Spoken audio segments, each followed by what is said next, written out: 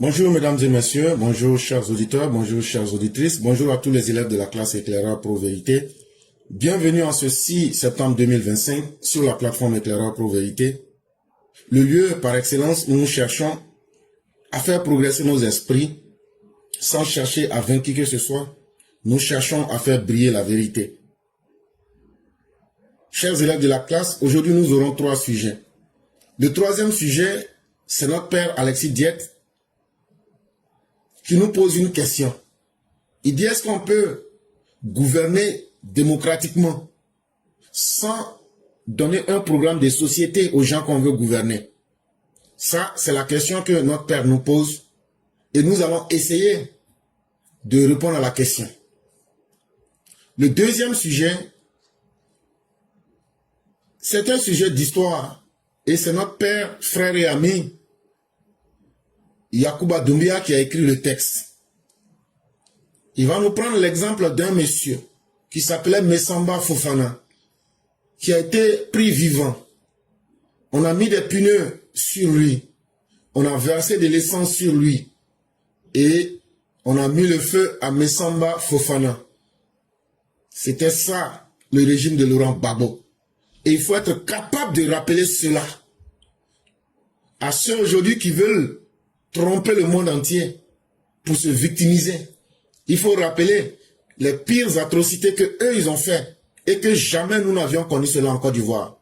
Pendant l'esclavage, les esclavagistes n'ont jamais brûlé quelqu'un vif. Pendant la colonisation, les Blancs n'ont jamais brûlé quelqu'un vif. Pendant le régime d'Houphouët-Boigny, personne n'a été brûlé vif. Pendant le régime militaire de Gueye, personne n'a été brûlé vif. Pendant le régime ivoiritaire de Henri Konan Bédié, personne n'a été brûlé vif. C'est le régime de Laurent Gbagbo qui nous a offert un spectacle morbide, mortifère. Et ça, il faut être capable d'en parler pour que les inconscients qui sont en face aujourd'hui, qui veulent se victimiser, sachent que nous avons tout à leur reprocher. Le premier sujet de la journée que nous allons évoquer, c'est un ensemble d'informations. Ce sont des informations rapides qu'il est bon de savoir et de connaître. La première information rapide, vous vous souvenez, en avril 2025, il y a un drone des Maliens qui a été détruit par les Algériens. On vous a expliqué ici. Et ce n'était pas la première fois que l'Algérie avertissait le Mali. Ça fait très mal quand les Algériens ont bombardé leurs drones là. Donc hier, ou bien avant-hier, en tout cas le 4 septembre 2025, les Maliens sont allés, il y a une grande cour de justice de l'ONU, qu'on appelle la Cour internationale de justice. Ils sont allés poser plainte là-bas hier, contre les Algériens, que pourquoi les Algériens ont bombardé leurs drones là, que eux ne sont pas contents. Et que eux demandent que la Cour internationale de la justice n'a qu'à décider est-ce que l'Algérie n'a pas violé la souveraineté du Mali. Et moi là, il y a des questions que je me pose. Le Mali qui est censé être la terre à partir de laquelle l'Afrique doit être intégralement libérée. Je me rends compte que eux-mêmes, c'est avec un instrument de domination impérialiste des Occidentaux, qui est la Cour internationale de justice.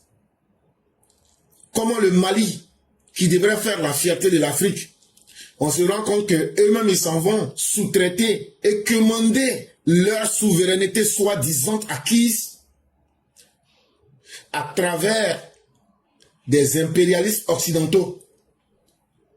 Parce qu'en allant devant la Cour internationale de justice pour demander à ce que la souveraineté du Mali soit respectée, ça veut simplement dire que le Mali n'est pas souverain. En posant ce acte seul, ça veut dire que le Mali n'est pas souverain.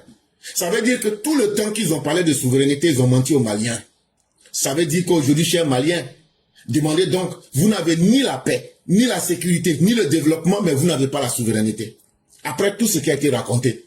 C'est une cour internationale de justice dans les mains des impérialistes occidentaux.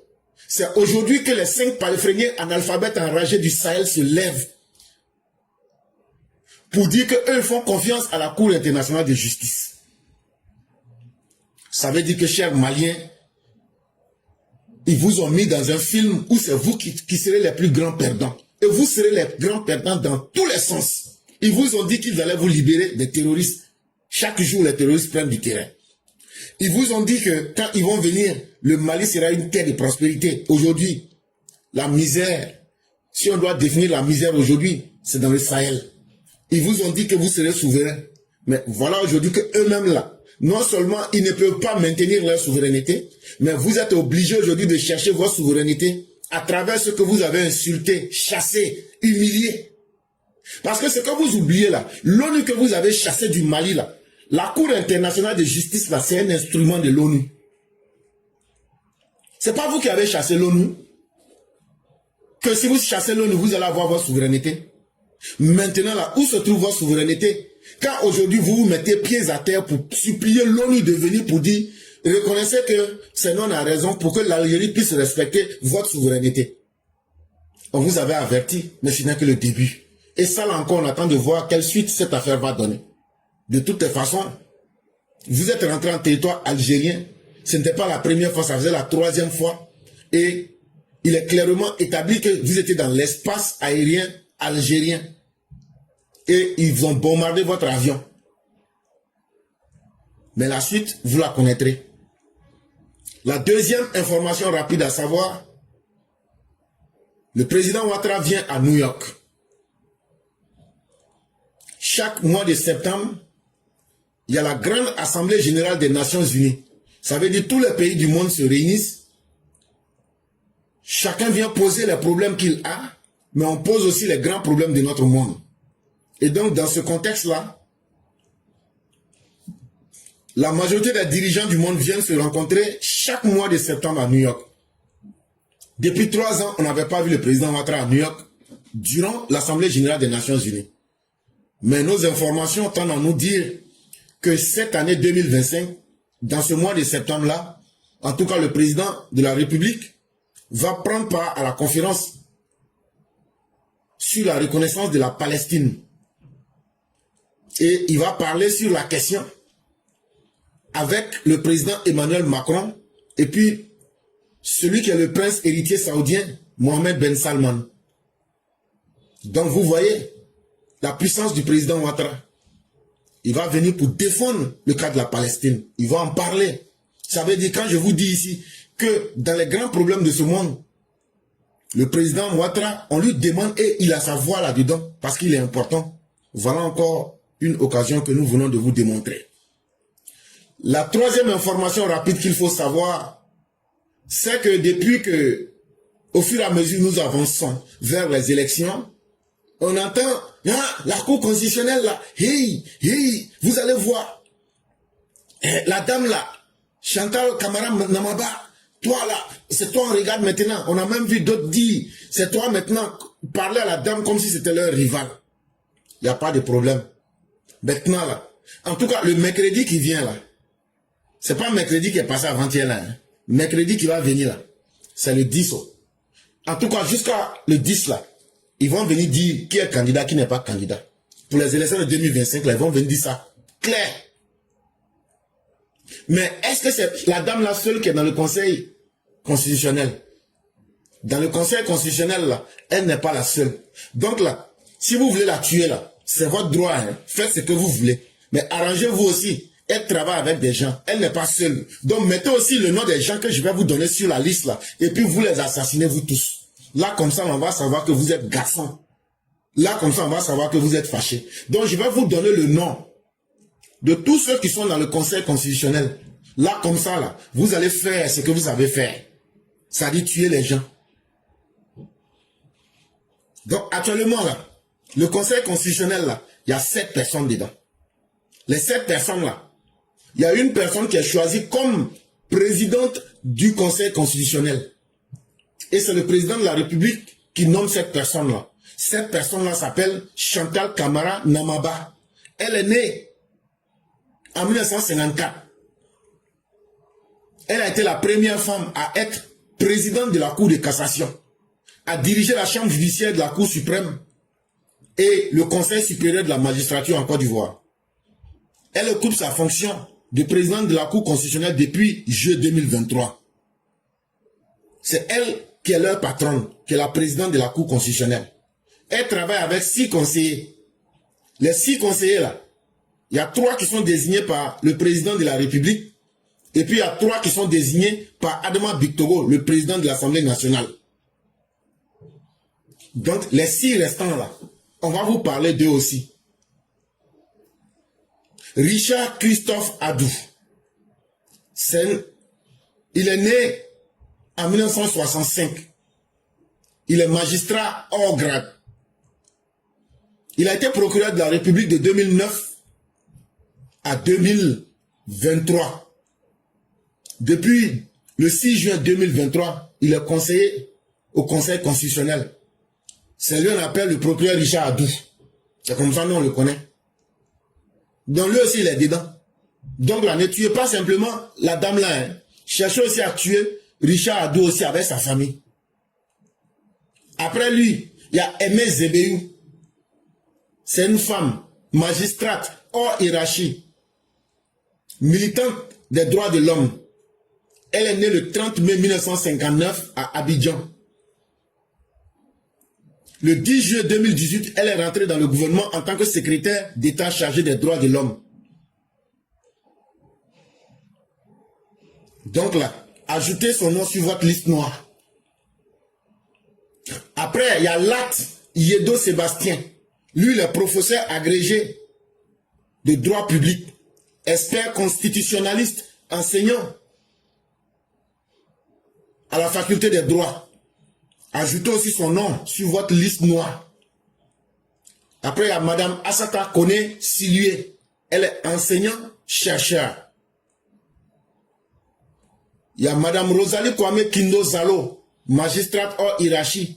Et puis le dernier, c'est Mamadou Samassi, lui l'avocat.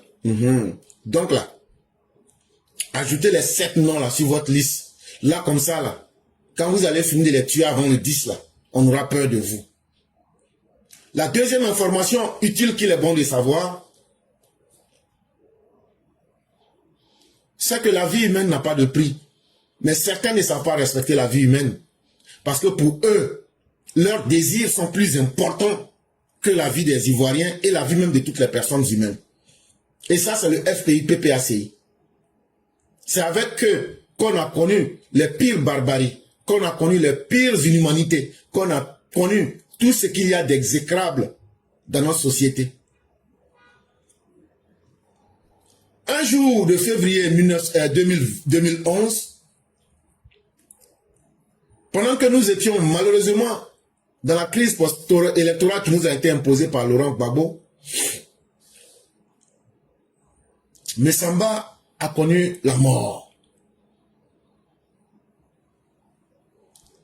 Messamba, que tout le monde appelait au quartier Black, sachez que c'était quelqu'un de très simple.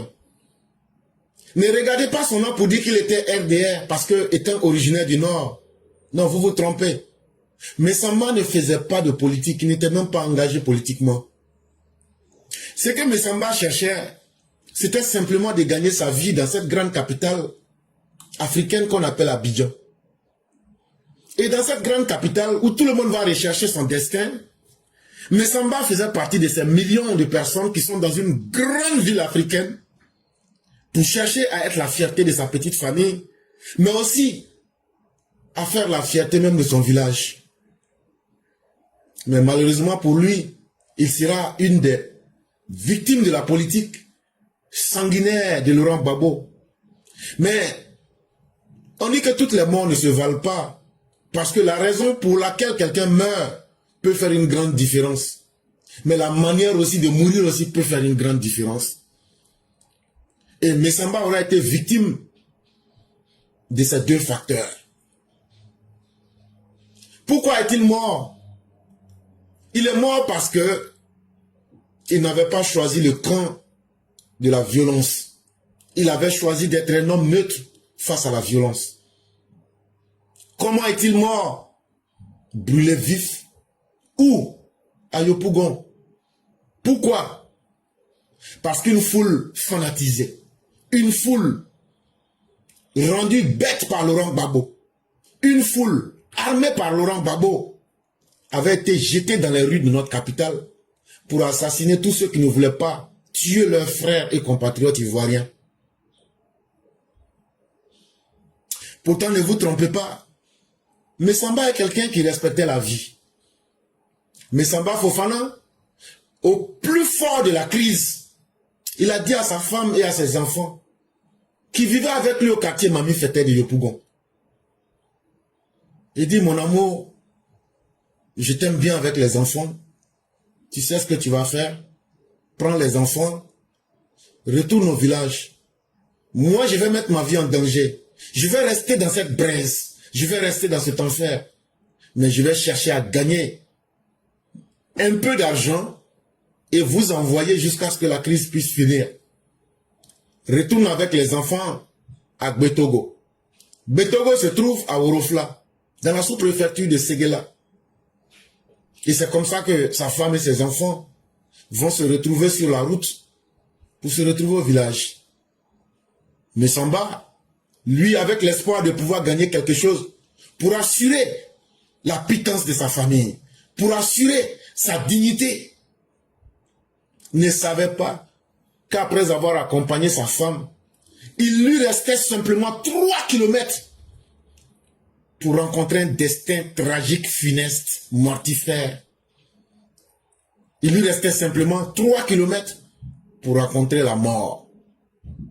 Parce que quand il retournait chez lui à la maison, malheureusement, il rencontre des jeunes gens qui ont fait un barrage à Yopougon. Des jeunes gens chauffés à blanc, qui n'ont qu'un seul désir, retirer la vie à toute personne qui ne serait ni de la bonne couleur politique, ni de la bonne couleur ethnique. Il fallait leur retirer la vie. Et lorsqu'il sort sa carte d'identité, sa carte d'identité devient un passeport qui va signer son arrêt de mort. Son crime le plus grave, pourquoi il portait le nom de famille Fofana? Et surtout, son nom Messamba ne sonnait pas ivoirien. Son nom Messamba sonnait aussi celui de Kone Messamba. Et cela a suffi pour qu'on l'accuse d'être un rebelle. Cela a suffi pour qu'on l'accuse d'être un parent de Kone Messamba. Subitement, la folie s'empare de ceux qui s'étaient donné pour mission de massacrer méthodiquement Fofana Messamba. Ces bourreaux vont battre Fofana Messamba. Ils vont l'humilier. Ils vont le lester des punais. C'est-à-dire ils vont lui mettre des punais. Verser de l'essence sur lui. Puis comme si c'était la chose la plus simple, livrer Fofana Messamba aux flammes. Exécution barbare. À la vue de tous. Comme un spectacle macabre qui est gratuitement offert à la foule enragée.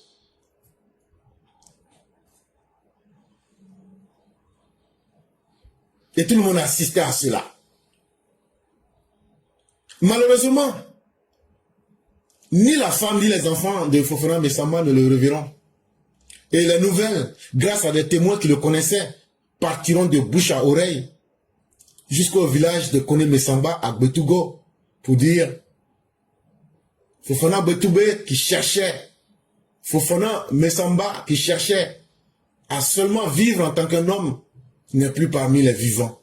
Il a été consumé par le feu de la haine, le feu semé par Laurent Gbagbo. Mesamba Fofana n'est pas le seul, ni le dernier d'un régime sanguinaire. Il n'est qu'un symbole de toutes ces vies qui ont été brisées, broyées par la violence aveugle du régime de Laurent Gbagbo, qui a préféré miliciser la jeunesse, qui a préféré rendre les gens violents, qui a préféré distribuer les armes, qui a préféré la terreur à la justice et au droit. C'était le régime de Laurent Gbagbo. Fofana Mesamba n'est qu'un nom. Mais je peux vous citer le docteur Benoît Dakouri. Je peux vous citer notre père Théé Emile. Je peux vous citer Kamara Yerefe H. Je peux vous citer cette femme d'Abobo. Je peux vous citer les tombeaux géants. Je peux vous citer des milliers d'anonymes qui ont payé de leur sang parce qu'ils n'avaient pas un nom qui plaisait au régime ethno-nationaliste raciste de Laurent Gbagbo. Parce que ces personnes ne partageaient plus leurs convictions d'hommes violents, d'hommes sectaires, d'hommes rétrogrades, d'hommes chaotiques, mais surtout anarchistes.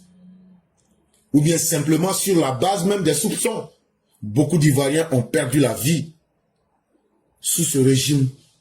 Parce qu'on les soupçonnait simplement de ne pas être avec Laurent Gbagbo dans sa mission sanguinaire et suicidaire. L'histoire de Fofana Mesamba dont je vous parle actuellement n'est pas un drame isolé ou individuel. Ça a été l'histoire de la Côte d'Ivoire pendant plus de 10 ans, entre le 26 octobre 2000 et le 11 avril 2011. Et l'histoire de Mesamba doit te rappeler à toi que tu as connu le même sort à travers un membre de ta famille, que tu as connu le même sort à travers l'histoire d'un voisin, que tu as connu la même histoire à travers une personne que tu connaissais. Mais ces personnes étaient tous des véritables personnes humaines. Ces personnes avaient leur cœur qui battait. Ces personnes avaient le sang qui circulait dans leur corps. Ces personnes avaient un avenir. Ces personnes avaient une histoire. Ces personnes avaient surtout des rêves qu'elles voulaient réaliser pour leurs enfants, pour leur famille, pour leur village. Mais Laurent Gbagbo a broyé toutes ces vies. Laurent Gbagbo, son régime est le symbole et la manifestation de la cruauté systématique et systémique d'un pouvoir qui, au lieu de protéger la vie de ses citoyens, a encouragé à la haine, a encouragé au lynchage, a encouragé aux articles 125, a encouragé à mettre des êtres vivants dans le feu, ce qui était devenu leur méthode. Kone Mesamba, comme Fofana Mesamba, c'est chacun de nous. Kone Mesamba s'est réveillé, s'est battu pour que ces injustices-là cessent. Mais Fofana Mesamba a malheureusement en été victime. Fofana Mesamba aurait pu être interpellé comme Ziggy. Il aurait pu être jugé comme Ziggy, qui a été envoyé hier nuit à la Maka. Il aurait même pu être condamné comme bien d'autres. Mais il n'a pas eu le droit à cela. On lui a préféré l'horreur. La Côte d'Ivoire du fanatisme et de la barbarie ne lui a pas donné l'occasion de donner son avis. Aujourd'hui encore, si tu connais quelqu'un qui a été victime du régime barbare de Laurent Gbagbo, le nom de cette personne doit sonner au plus profond de ta conscience. Parce que les cris de douleur de cette personne doivent être un devoir de mémoire pour chacun de nous. Que Kone Mesamba repose en paix. Que Fofana Mesamba repose en paix. Que les victimes des injustices puissent connaître la grâce de Dieu. Et me dirais-je, mais tu n'as parlé que de Mesamba Fofana. Est-ce que tu as d'autres exemples? Oui, j'ai d'autres exemples. Parce que je veux te faire oublier. Je veux te faire oublier Laurent Gbagbo en te présentant l'horreur de son régime et de sa personne. Je veux que tu retiennes une chose, que tu peux perdre ton argent, mais si tu perds ton argent, tu n'as rien perdu. Je veux que tu te souviennes que tu peux perdre ta santé. Et que lorsque tu perds ta santé, en fait, tu perds quelque chose. Mais je veux surtout te rappeler que tu peux perdre ton identité. Et si tu perds ton identité, tu auras donc tout perdu. Et souviens-toi de ces personnes-là que Laurent Gbagbo a envoyées à la mort en leur faisant perdre tout, même leur identité. Et ça, c'était le régime de Laurent Gbagbo. Et ça, c'était une Côte d'Ivoire que nous avons connue. Et il faut être capable de parler de ces personnes et de rappeler à Laurent Gbagbo qu'il a été plus qu'exécrable. Ordre est donc donné aux policiers, aux gendarmes, aux militaires de toutes les armes de s'opposer par tous les moyens, partout sur l'étendue du territoire national, au sommet de tout. Camara H était bien connu des téléspectateurs ivoiriens. Comédien, il jouait la satire de la société africaine moderne. Membre du RDR, parti d'opposition, il a été retrouvé mort dimanche dernier, le corps criblé de balles. Sa famille accuse les mystérieux escadrons de mort dénoncés par l'ONU comme étant rattachés directement à la présidence ivoirienne. On entendait tout ce qu'ils disaient. Ils ont défoncé le portail avec un char. Ils ont commencé à fouiller la maison. Et 2 heures après, j'ai vu qu'ils amenaient des camions pour prendre tout ce qu'il y avait, des meubles. Ils ont commencé à trouver la cave, ils ont commencé à boire beaucoup d'alcool, ils étaient sous. Et puis ils disaient, oui, mais où est-ce qu'il est? On a dit de le tuer, on le cherche, où est-ce qu'il est, etc. Et ils commençaient à danser. Enfin, vraiment, c'était horrible. Des chants, on dirait des sauvages. Pardonnez-moi le terme. Moi, j'étais choqué de voir que mes compatriotes ivoiriens pouvaient se conduire de la sorte et étaient effectivement venus pour m'assassiner. Ces gens-là sont purement et simplement des assassins. Isiaka Diaby vient régulièrement dans ce cimetière d'Abidjan. Oui, c'est ici, nous sommes au carré des martyrs. Dans cette tombe collective ont été enterrées plus d'une centaine de victimes de la crise qui avait suivi l'élection présidentielle de 2000 en Côte d'Ivoire. Parmi les corps, ceux des 57 personnes découvertes dans un charnier à Yopougon, Isiaka Diaby en est l'un des survivants. Je ne sais pas par quel miracle je ne suis pas là avec eux. Il raconte avoir été arrêté par les forces de l'ordre à cause de son nom originaire du Nord, puis torturé. Il a pu s'échapper grâce à la complicité de 2 gendarmes. Ils m'ont fait glisser derrière la benne, je suis sorti derrière le camion et j'ai glissé dans la broussaille et j'ai rampé tout nu. Et c'est là que après quelque temps le camion a avancé, un peu devant et dans le silence j'attendais le coup de feu. Dans la CRS, que nous demandons à la CRS de mater tous ceux qui sèment le désordre et puis après nous réfléchirons sur les raisons qu'ils ont à vouloir rechercher. Les proches de la femme Ouattara voulaient protester contre la nouvelle élection de leur leader aux élections législatives cette fois. Ces troubles feront 16 morts selon les autorités, 30 selon le RDR. Une ville quadrillée par les forces de l'ordre et ces hélicoptères d'attaque Mi-24 non loin du palais présidentiel, déclarés zone interdite. Abidjan en état de siège ce matin. Dans les quartiers, toute velléité de regroupement est tuée dans l'œuf. La manifestation, que les 2 principaux partis d'opposition ont finalement décidé de maintenir, reste interdite. Les forces de l'ordre appliqueront fermement ces consignes à l'aide de gaz lacrymogène ou à balles réelles. Il y a des morts, c'est sûr. Le régime de Laurent Gbagbo a décidé de mater l'opposition sans témoin. À Bobo, dans le secteur du 32e arrondissement, 12 morts. Ils ont fait arrêter. Ils ont commencé à nous frapper. Là maintenant, mon petit, lui, il a essayé de s'échapper. Il ne peut pas. Il y avait trop de monde. Ils ont frappé mon petit à évanouir lui. Moi-même, quand on m'a frappé tomber à côté de lui, bon, ils ont cassé briques sur ma tête. Je voyais sang couler vers ici là. Moi, j'étais tombé comme ça. Je voyais sang couler sous moi. Ils ont pris petit là pour envoyer derrière les poubelles là. Ils ont chargé piné sur lui. Ils ont mis feu. À ce moment, mon petit là, pour lui se réussir, fait là à brûler lui vrai là. Bon, moi-même maintenant, ils sont venus.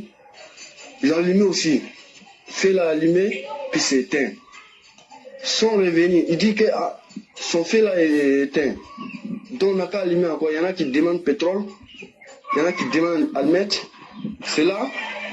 Ils sont venus, que bon, comme le Pinel ne peut pas allumer, on va les égorger maintenant avec couteau. Moi, je suis couché, mais j'entends tout ça. Il y a quelqu'un même qui est parti tracher couteau là sous le trottoir comme ça. Tcha, tcha, tcha, tcha, tcha. Je comprends le bruit. Hein. Ils vont même m'égorger maintenant. C'est là, il y avait un monsieur qui était arrêté à côté de... vers ma tête là. C'est là, lui, il a dit que non, s'il veut m'égorger, ils n'ont qu'à me tirer pour aller vers les poubelles. Il ne faut pas qu'ils vont me tuer devant eux parce qu'ils sont agents. C'est là, il savait qu'il y avait agents dedans parmi les civils. Parce que lui, il a dit, il ne faut pas qu'ils vont me tuer là, ils n'ont qu'à me tirer, m'envoyer vers les poubelles avant de me tuer. Parce qu'ils sont agents, s'ils ont fait devant eux, c'est pas bon. Là, quand j'ai compris ça là,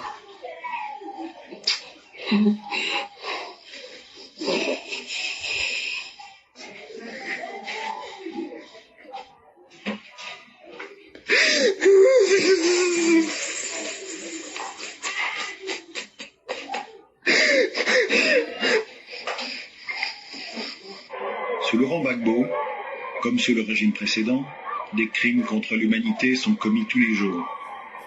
Nous avons rencontré plusieurs victimes de ces crimes perpétrés par les forces de l'ordre et des militants du FPI, le parti du président. Nous étions à la maison et un coup, on voit les policiers dans la cour. En même temps, on nous a pris, nous a menés jusqu'à derrière le cimetière. Bon, ils ont commencé à nous frapper là-bas. Nous sommes les Burkinabés. Nous sommes venus pour prendre le pays. Donc, nous allons voir avec eux. Après ça, les autres qui disent on n'a qu'à les tuer. Les autres disent non, on n'a qu'à laisser, on va le mener au commissariat. Là, les commissaires vont dire qu'eux aussi, ils ont bien travaillé. Nous avons commencé à nous frapper là-bas. Après, maintenant, vers 19h, ils nous ont menés à l'école de police. Quand on est arrivé là-bas, bon, les gars, ils ont commencé à nous frapper. 24 sur 24, on nous frappe. C'était comme ça. Après ça, la nuit, on prend le couvert de marmite, on met dans le feu. Quand c'est chaud, on nous brûle avec. C'était comme ça. Pendant combien de jours on vous a fait tout ça? Pendant 9 jours. Pendant 9 jours. Parce que tous les jours, on nous frappe. Il n'y a pas le temps. Tous les jours, ils nous frappent seulement. C'était comme ça. Et selon vous, pourquoi on vous a fait tout ça? Parce que nous sommes les Burkinabés. C'est ça qui fait qu'on nous frappe. Voilà, c'était comme ça. Nous sommes les Burkinabés, on nous frappe. Voilà, c'est comme ça. Voici la liste macabre des Maliens tués pendant le règne de Laurent Gbagbo durant les 10 ans de son pouvoir. Agachek Oumar, né en 1985 de nationalité malienne. Diarra Abdoulaye, né en 1961 de nationalité malienne. Ibrahim Amadou Ouedraogo, né en Motoun Diaye, 1922 de nationalité Mohamed Kamara, Jean-Pierre Zungana, Mamadou Bari, Abdoulaye Konaté, Fatoumata Bari, Philippe Nana, Amadou Dembélé. Moi, on m'a envoyé à l'école de police, où il a été torturé, violé, et j'ai perdu, bon, grâce aux tortures, bon, j'étais en début de grossesse, la grossesse a passé, et il a été tellement frappé que je suis tombé évanoui. Est-ce que ce n'est pas assez regrettable de banaliser aussi des actes aussi répréhensibles que le viol, surtout le viol des femmes? C'est vrai, c'est vrai. Mais il faut dire que ces cas de viol se sont produits dans un contexte politique assez spécifique. Voilà. Oui, mais est-ce qu'on doit tenir compte de l'appartenance politique d'une violée? Ce n'est pas ça le problème. Le problème, c'est pas l'appartenance politique de la violée. Le problème, c'est pourquoi les gens manifestaient. Est-ce que vous voyez? Pourquoi les gens manifestaient? Et à quel moment ces viols-là se sont produits? Et c'est ça, et dans la mesure où les Ivoiriens désapprouvaient totalement les raisons de ces manifestations. Je ne sais pas si je me fais bien comprendre. Il y a eu l'amalgame politique, il y a eu la désapprobation de la population. Cela fait qu'aujourd'hui, les enquêtes se déroulent, mais que, bon, les gens se disent un peu, c'est peut-être un peu eux-mêmes qui ont cherché cela. La police m'a pris. Les civils me frappaient avec des bois. me lançaient des coups de poing, ils ont commencé à me déshabiller. Le policier même qui m'a sauvé la vie, lui-même, il a reçu des coups à cause de moi. Ils ont commencé à me taper, me déshabiller, me mettre nuit sur le goudron. Vous allez mettre le sac dans mon sac, prendre comme on appelle un matra, mettre dans le sac d'une femme. Vous allez me tuer. Je vous ai dit que je suis asthmatique, puis je porte déjà une début de grossesse. On s'en fout. Et c'est ça, c'est notre problème. Imbécile là, ton nez là, imbécile, écarte ton nez là. Il écarte mes jambes, il met le sac dans mon sac, on prend le matra, on met dans mon sac, on me tape dans le sac. Tout ce qui m'est arrivé, je suis ivoirienne, mais je suis Djoula. Et à votre avis, c'est pour cela? Oui. Qu'on vous en veut? Oui, parce que je suis Djoula. Avant, on ne faisait pas de trucs comme ça en Côte d'Ivoire. Mais depuis qu'il est arrivé, tu vois des gendarmes avec des civils qui se promènent dans la cour des gens pour tuer des gens dans la maison, pour voler les gens de la maison, pour dire, ouais, telle personne est ivoirienne, telle personne est Djoula, telle personne est burkinabé. C'est depuis l'arrivée de M. Bago que tout se passe en Côte d'Ivoire. Et mais je dis que ça continue toujours. Et en Côte d'Ivoire, c'était pas comme ça? Ce n'était pas comme ça. On n'était pas divisés. Bété, Baoulé, Djoula, Gouro, on était la même chose. Chez nous, en Côte d'Ivoire, tu es ivoirien, on avait accepté tout le monde.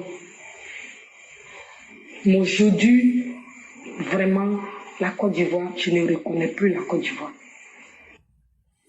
Pourquoi ils ont changé leur nom FPI là? Pourquoi ça n'a qu'à devenir PPACI? C'est parce qu'ils ont honte. Au lieu de dire aux Ivoiriens, nous avons fait du mal, on demande pardon. Ils n'ont pas changé. Babo Laurent, Simone, Afin Nessan, Mamadou Koulibaly, Blé Goudé, tout ce que vous allez connaître là, ils n'ont pas changé. Mais ils peuvent changer le nom de leur parti parce qu'ils savent ce qu'ils ont fait aux gens. Ce que vous venez d'entendre là, du 26 octobre 2000 jusqu'au 11 avril 2011, c'est ce qu'ils ont fait aux gens.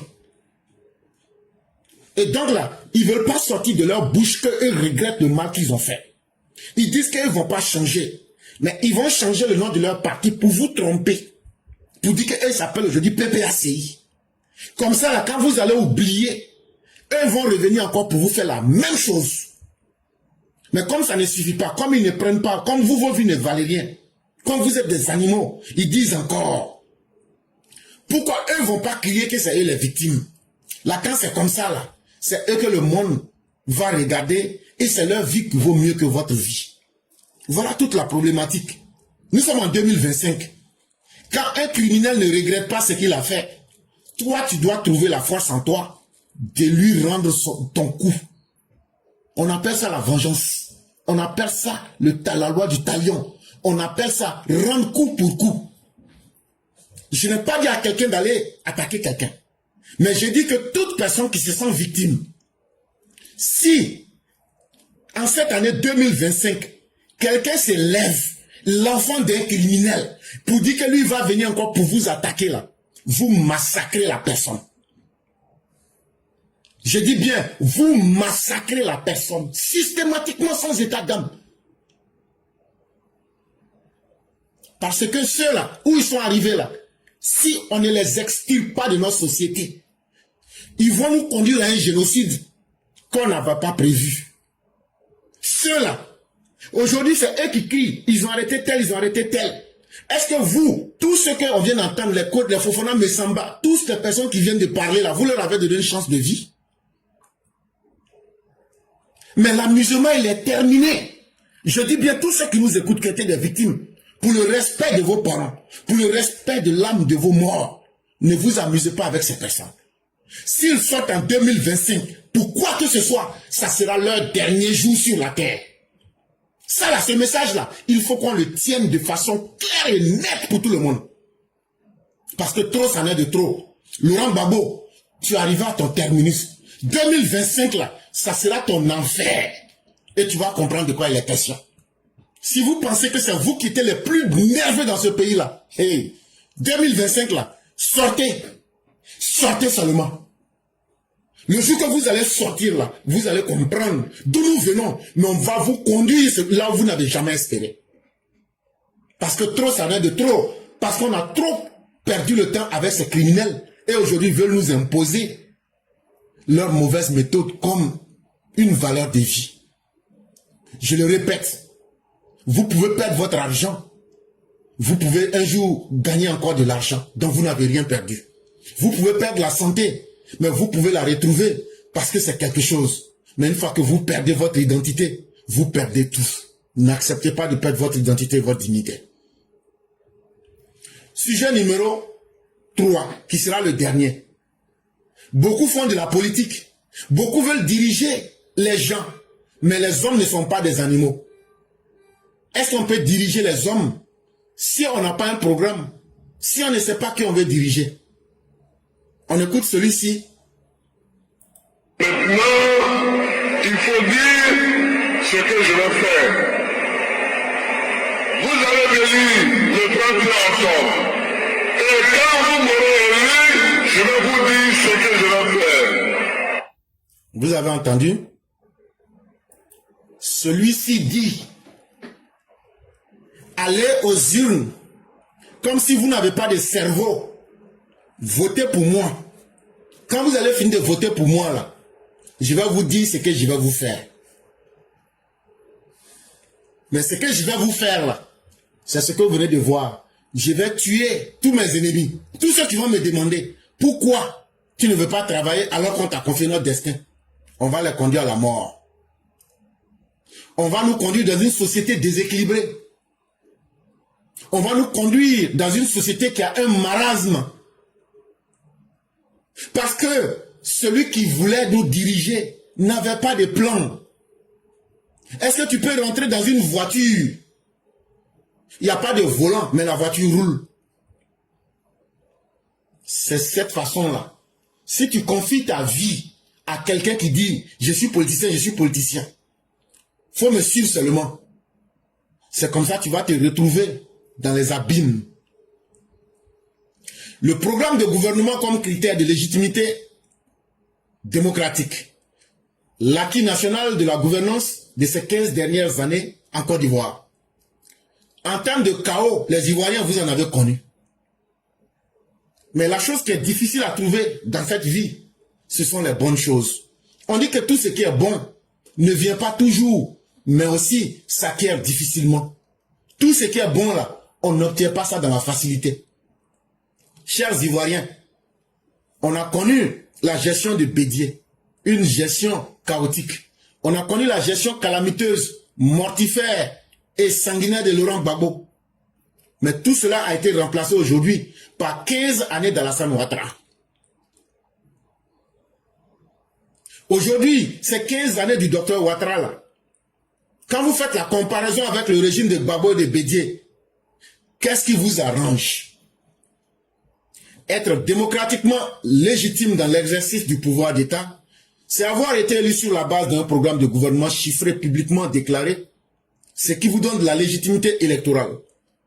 C'est aussi conquérir au quotidien, en se soumettant à l'épreuve de la reddition des comptes, une légitimité d'administration à travers le service de l'intérêt général national et la mise en œuvre du programme pour lequel on a été élu.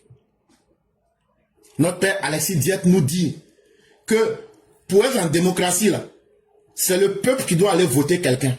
Mais ce peuple-là, c'est une injure si on ne lui dit pas pourquoi il doit aller voter. Pour pouvoir voter quelqu'un, là, il doit vous montrer un programme. Ça veut dire qu'il doit vous montrer un plan du travail qu'il va faire. Ce plan-là, on doit voir ça à travers les chiffres. Ça doit être public. C'est ce qui donne même de la légitimité aux politiciens qui disent « votez pour moi ». Parce qu'on dit on l'a voté sur la base d'un programme de campagne bien clair. Et c'est la meilleure manière de convaincre les gens. Parce que en faisant un programme de campagne, tu acceptes de rendre compte au peuple pour dire voilà ce que je vous avais dit que je vais faire. Et on a ce livre, on a ce programme-là, on te juge sur ça. En ayant un programme de campagne, c'est ce qui donne une légitimité à l'administration.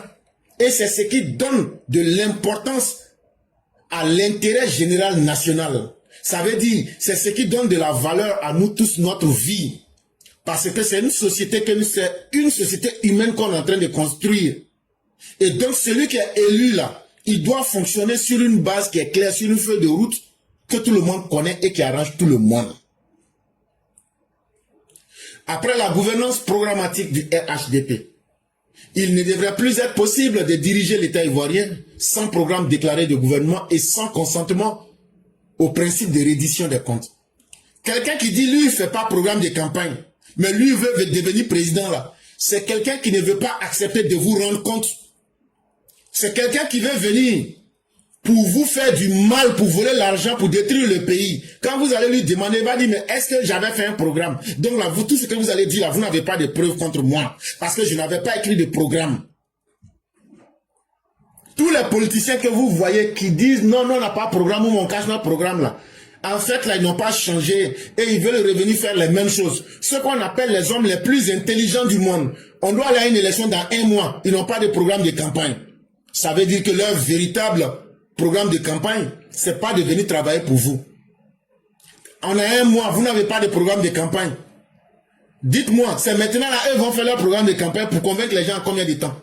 Un programme de campagne là, au minimum, il faut au moins 6 mois, voire 1 an en avance.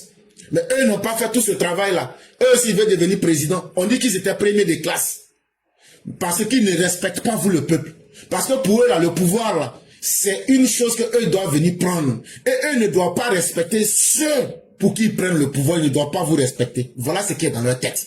Et c'est nous, notre responsabilité de venir vous dire ça clairement. C'est comme quelqu'un qui s'en va marier une femme, mais qui insulte les parents de la femme. Si tu dis que tu aimes une femme, que tu vas la marier là, ses parents te disent, il faut apporter la dot et puis voilà notre tradition. Toi, tu dis, nous, on ne respecte pas votre tradition, mais moi, je vais prendre votre fille. C'est la même chose, un politicien qui dit, lui, n'a pas de programme de campagne, ou mais il ne donne pas de programme de campagne là. C'est dit, je vais marier ta fille, je ne te donne pas dot, je ne vais pas respecter tes conditions, je ne vais pas apporter ton jean, je ne vais pas apporter ton kenjus, je ne vais pas apporter la dot. Mais ta fille là, je vais la marier forcée. Donc, il va la marier comment? Il va la kidnapper. C'est ça les opposants ivoiriens sont en train de faire. Le kidnapping ici, là, c'est de prendre les Burkinabés, les Maliens, avec les mercenaires tchadiens, les mercenaires sud-soudanais, pour venir attaquer la Côte d'Ivoire. Ils vont prendre ça par la violence. Pourquoi ils font ça? Parce que s'ils font un programme, là, on va leur demander, mais vous avez fait un programme, pourquoi vous ne travaillez pas en fonction de ça? Eux n'ont pas envie de ça. Parce que eux, là, la foutaise qu'ils ont l'habitude de faire là, c'est la même chose, ils veulent continuer dedans. Donc toi maintenant là, quand on t'explique tout simplement comme ça là, est-ce que tu peux accepter ça? Est-ce que après 15 ans, où le président Ouattara est venu la diriger, il a mis les choses claires, tout est là, conseil des ministres dit ce qu'on va faire. Après lui-même il sort, il vient faire discours sur l'état de la nation. Après on annonce tous les programmes. Toi tu vas préférer ça, ou bien tu vas préférer suivre des gens qui vont t'amener en brousse. Vrai là. Après 15 ans du président Ouattara, un État dirigé avec des programmes et avec le concret, vraiment, c'est ça qui doit être maintenant la méthode pour tous ceux qui veulent diriger la Côte d'Ivoire. Il ne devrait plus être possible de candidater à la magistrature suprême sans avoir au préalable présenté au public et au peuple ivoirien un projet sociétal et un programme économique, politique et culturel chiffré, argumenté et publiquement débattu, d'intégration nationale. Vraiment ne respectez plus quelqu'un qui n'a rien écrit, qui n'a pas de programme de campagne, qui n'a pas de plan pour vous, qui n'a pas de programme économique, quelqu'un qui n'a aucune stratégie politique, quelqu'un qui n'a rien préparé, n'accepte plus que ces personnes-là viennent pour dire qu'elles sont des politiciens en Côte d'Ivoire. Parce que c'est des gens qui viennent pour détruire le travail qui est là. C'est des gens qui viennent pour vous ramener en arrière. C'est des gens qui viennent, leur programme de campagne là, c'est devenu pour diviser les Ivoiriens pour qu'eux puissent régner. Par-delà les bruits de propagande électoraliste partisane qui font diversion, il est possible de dire que cette programmacité de la gouvernance est l'acquis politique fondamental de la démocratie ivoirienne telle qu'elle fut expérimentée durant ces 15 dernières années. Chers Ivoiriens, vous venez d'avoir une grande chance dans ces 15 dernières années. C'est que vous aviez connu des dirigeants à travers le président Alassane Ouattara qui vous ont dirigé avec un programme de gouvernance, qui vous ont dirigé de manière responsable et qui vous ont amené à comprendre qu'il y a plusieurs manières de diriger les hommes. Mais la meilleure manière de diriger les hommes, c'est de le faire dans la cohérence, c'est de le faire avec des programmes clairs, c'est de le faire avec le respect des textes et des normes, c'est de le faire avec un programme, un projet de société que tout le monde voit, tout le monde entend, ça a été discuté, tout le monde est d'accord dessus. Si vous aviez eu cette expérience aujourd'hui pendant 15 ans, est-ce que vous allez accepter de vous abonner à l'école de la médiocrité qui est aujourd'hui représentée par les opposants ivoiriens?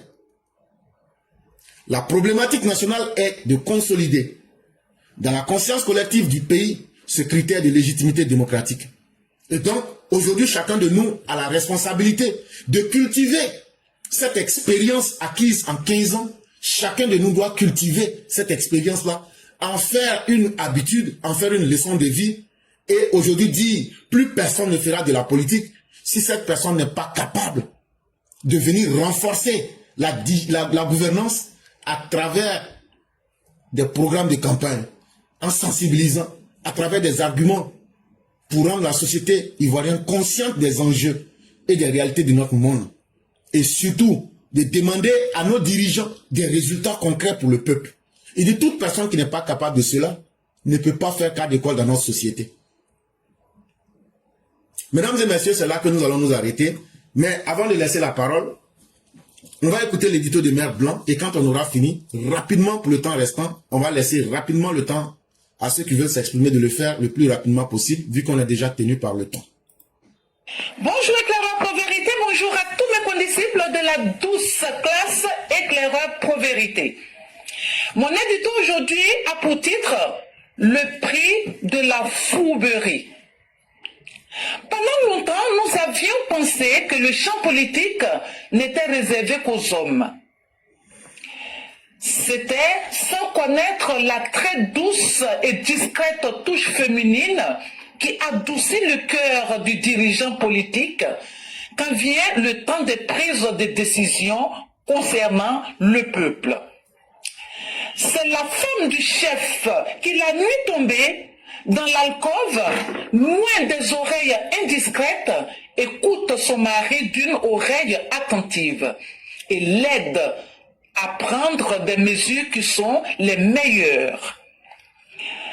C'est cette femme que la très discrète Yvonne a été près de Charles de Gaulle. Et aujourd'hui, le couple Alassane et Dominique Ouattara se sert de cette même entente fluide, concordante, et le résultat est là sous nos yeux. Pas de prise de tête, la paix, que la paix dans le pays. Au vu de la piteuse scène qui nous a été donnée de voir concernant un soi-disant kidnapping du pauvre jeune Ziggy, il serait préférable que certaines femmes politiques la ferment, car elles ne sont politiques que de nom. Mais dans le fond, c'est que du charlatanisme. Oui, la femme peut choisir d'être actrice déclarée au même titre que l'homme dans la sphère politique.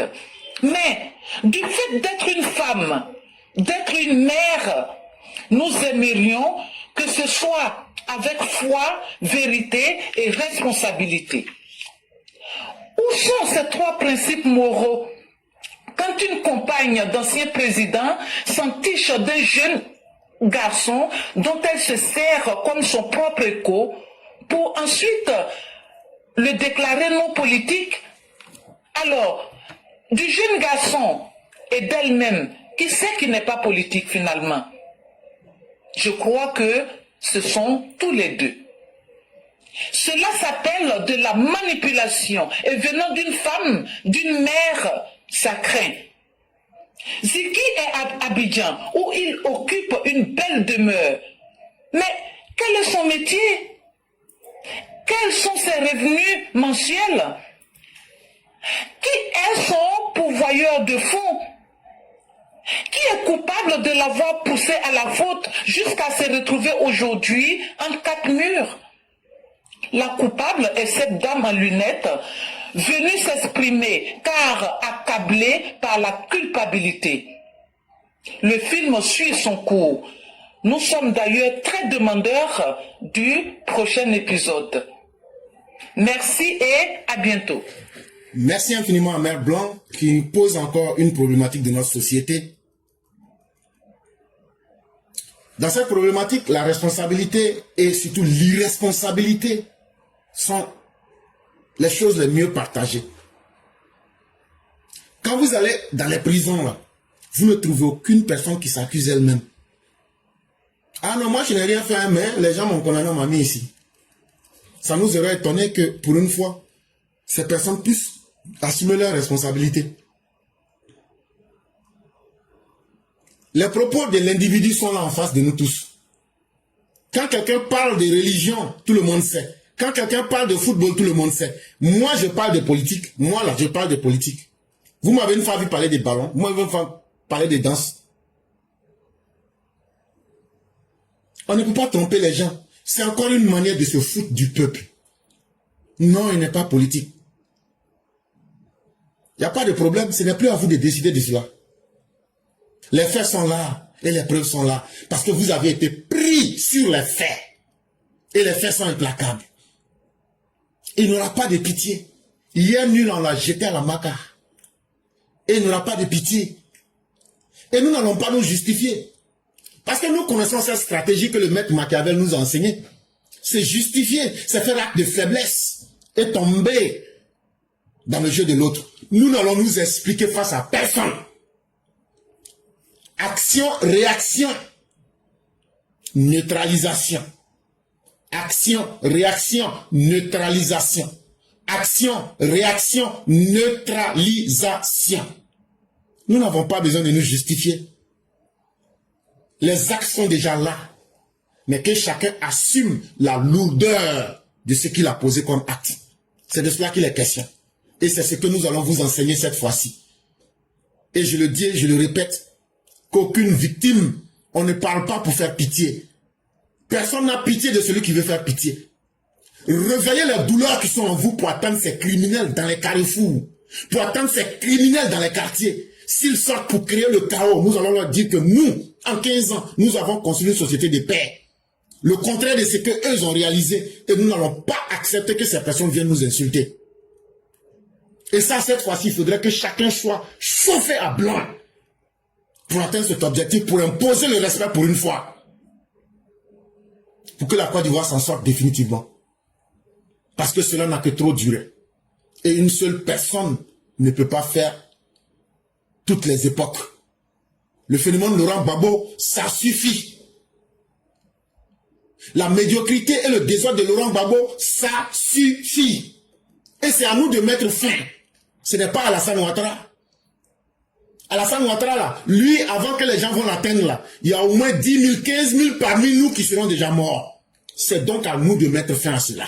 C'est notre responsabilité d'assumer nos propres responsabilités aussi. C'est à nous de gagner en intelligence pour dire que ce qui s'est passé hier ne va plus se passer. Merci à Mère Blanc, merci à tous ceux qui nous ont suivis. Aujourd'hui, comme hier, on est très pris par le temps. Malheureusement, tous ceux qui vont vouloir la parole, soyez aux aguets.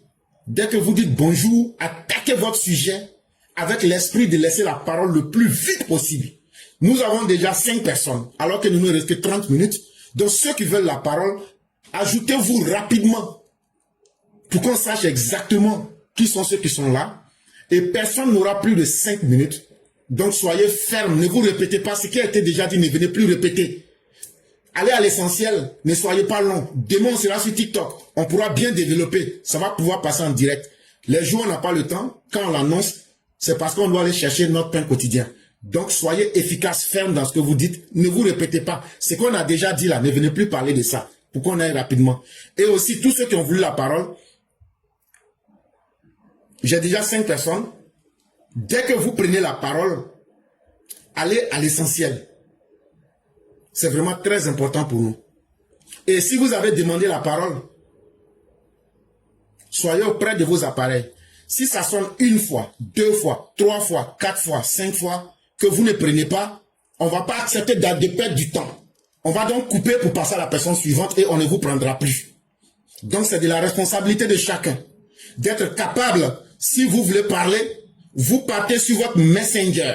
Vous écrivez éclaireur en un mot, pro-vérité en un mot, bis en un mot dans votre Messenger et vous dites je veux la parole. Et comme ça, on va vous donner la parole. Si vous êtes dans les commentaires, ce n'est pas à moi de faire votre travail à votre place. Tout le monde connaît la méthode. Si vous ne le faites pas, on ne vous prend pas. C'est aussi clair que cela. On ne peut pas lancer un direct, cogiter et en même temps faire plaisir à des gens qui sont en train d'écouter. On vous dit, allez dans votre Messenger. Si vous ne le faites pas, je ne le ferai pas pour quelqu'un. C'est aussi simple que cela. Ça s'appelle le respect. Chacun a quelque chose à donner. Et chacun doit faire quelque chose. Cela étant dit, ceux qui vont prendre la parole, s'il vous plaît, si vous avez des appareils autour de vous, éteignez-les. Évitez qu'on vienne ici pour dire, il faut éteindre l'appareil, faites ceci. Ça nous gêne extrêmement. Et ça nous perd en temps. S'il vous plaît, si vous savez que vous allez parler, éteignez tout ce qui est à côté pour qu'on gagne en temps. Cela étant dit, aujourd'hui nous avons 1, 2, 3, 4, 5 personnes. C'est avec elles que nous allons faire le direct. On ne pourra plus ajouter quiconque. On va donc progresser pour être efficace et on va donner 5 minutes à chacune de ces personnes pour être le plus efficace possible.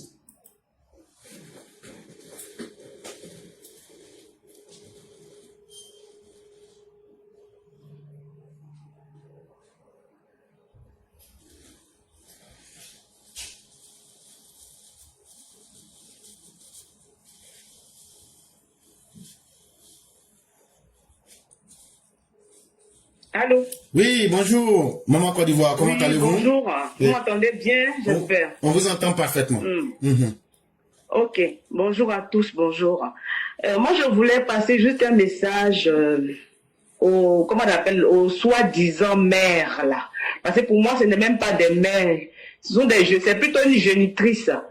Elle, comme elle va me dire qu'elle ne savait pas, elle ne connaissait pas, elle ignorait les activités de son fils. Et c'est maintenant qu'elle vient pleurer, elle vient jouer la victime et tout.